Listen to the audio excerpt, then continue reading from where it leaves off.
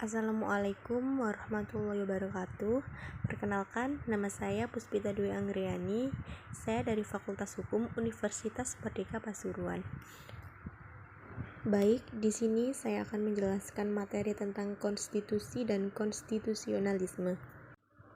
Konstitusi adalah segala ketentuan dan aturan mengenai ketatanegaraan atau undang-undang dasar suatu negara.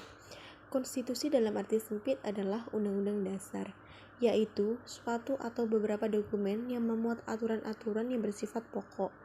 Konstitusi dalam arti luas adalah hukum tata negara, yaitu keseluruhan aturan dan ketentuan hukum yang menggambarkan sistem ketatanegaraan suatu negara. Konstitusi merupakan hukum yang lebih tinggi dan paling fundamental sifatnya, karena merupakan sumber legitimasi atau landasan otoritas bentuk-bentuk hukum atau peraturan perundang-undangan lainnya, sesuai dengan prinsip hukum yang berlaku, agar peraturan yang tingkatannya berada di bawah Undang-Undang Dasar dapat berlaku dan diberlakukan.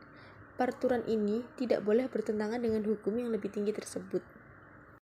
Selanjutnya, nilai-nilai yang berkenaan dengan efektivitas berlakunya ketentuan-ketentuan yang terdapat dalam konstitusi. Yang pertama, nilai normatif. Konstitusi dikatakan membawakan nilai normatif apabila konstitusi itu telah resmi diterima oleh suatu bangsa, dan bagi mereka, konstitusi itu bukan saja berlaku dalam arti hukum, tetapi juga sebagai kenyataan atau realiti. Yang kedua, nilai nominal. Konstitusi dikatakan membawa nilai nominal jika konstitusi itu secara hukum berlaku. Dan yang ketiga, nilai semantik. Suatu konstitusi mempunyai nilai semantik jika konstitusi tersebut secara hukum tetap berlaku. Selanjutnya, fungsi dari konstitusi. Yang pertama, pengatur atau penentu dan pembatas kekuasaan organ negara. Yang kedua, mengatur hubungan antar organ negara. Yang ketiga, mengatur hubungan antara organ negara dengan warga negara. Yang keempat, pemersatu negara. Yang kelima, legitimasi kekuasaan terhadap organ-organ negara untuk menjalankan pemerintahan.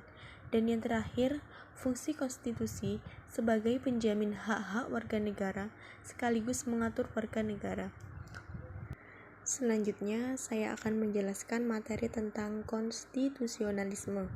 Di sini, konstitusionalisme merupakan sebuah paham mengenai pembatasan kekuasaan dan jaminan hak-hak rakyat melalui konstitusi.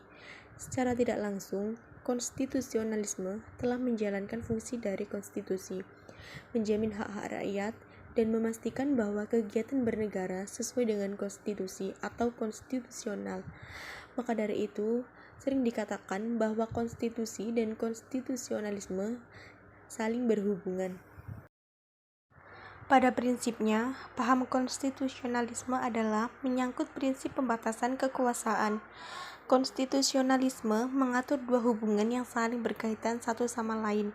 Yang pertama, mengatur hubungan antara pemerintah dengan warga negara, dan kedua, hubungan antara lembaga pemerintahan yang satu dengan lembaga pemerintah lainnya. Karena itu, biasanya isi konstitusi dimaksudkan untuk mengatur tiga hal penting, yaitu menentukan pembatasan organ-organ negara, mengatur hubungan antara lembaga-lembaga yang satu dengan yang lain, dan mengatur hubungan kekuasaan antara lembaga-lembaga negara dengan warga negara. Selanjutnya, unsur utama dari konstitusionalisme yang pertama adalah untuk memberikan perlindungan terhadap hak-hak asasi manusia. Yang kedua, sistem pemerintahan negara dan lembaga-lembaga yang bekerja untuk melindungi hak asasi manusia dengan batas-batas kekuasaan dan kewenangan yang jelas guna melindungi hak asasi manusia. Next, berikutnya saya akan menjelaskan tentang supremasi konstitusi. Supremasi konstitusi yaitu di mana konstitusi mempunyai kedudukan tertinggi dalam tertib suatu negara. Supremasi konstitusi merupakan konsekuensi dari konsep negara hukum, sekaligus merupakan pelaksanaan demokrasi karena konstitusi adalah wujud perjanjian sosial tertinggi. Oleh karena itu, aturan-aturan dasar konstitusional harus dilaksanakan melalui peraturan perundang-undangan yang mengatur penyelenggaraan negara dan kehidupan masyarakat. Salah satu nilai yang dianut dalam paham konstitusionalisme adalah supremasi konstitusi. Konstitusilah yang memiliki kedudukan paling tinggi dibanding kekuasaan. Kekuasaan negara harus dijalankan dalam bingkai pembatasan-pembatasan yang ditetapkan konstitusi. Bagi Indonesia, pembatasan kekuasaan dan penegasan bahwa kekuasaan itu berada dan tunduk pada hukum yang dimuat dalam Undang-Undang Dasar 1945 sebagai konstitusi negara. Supremasi konstitusi dimaksud dalam pasal 1 ayat 3 Undang-Undang Dasar 1945. Dalam ketentuan tersebut dinyatakan bahwa Indonesia ialah negara hukum.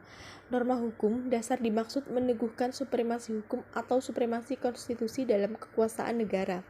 Kekuasaan negara di mana rakyat berdaulat di dalamnya harus dijalankan di bawah ketentuan konstitusi sebagai hukum tertinggi dalam negara. Selanjutnya, aspek-aspek yang terdapat dalam supremasi konstitusi yaitu yang pertama, aspek yuridis. Dalam supremasi konstitusi, aspek yuridis merupakan segala hal yang memiliki arti hukum dan disahkan oleh pemerintah. Selanjutnya ada aspek moral. Dalam konstitusi di negara Indonesia terdapat moral. Aspek moral memegang peran yang penting dalam proses pembentukan undang-undang. Karena tanpa adanya moral yang baik dari pembentuk undang-undang, maka undang-undang yang dihasilkan adalah undang-undang yang tidak maksimal dalam mengakomodir seluruh aspek kehidupan masyarakat secara utuh. Moral juga memiliki arti penting bukan hanya secara formal, termasuk dalam konstitusi, tetapi juga karena secara material menjadi unsur pembatas hak asasi manusia. Dan yang terakhir ada aspek filosofis. Aspek filosofis dalam supremasi konstitusi diartikan sebagai pertimbangan atau alasan yang menggambarkan bahwa peraturan yang dibentuk mempertimbangkan pandangan hidup, kesadaran, dan cita hukum yang meliputi suasana kebatinan serta falsafah bangsa Indonesia yang bersumber dari Pancasila dan pembukaan Undang-Undang 1945.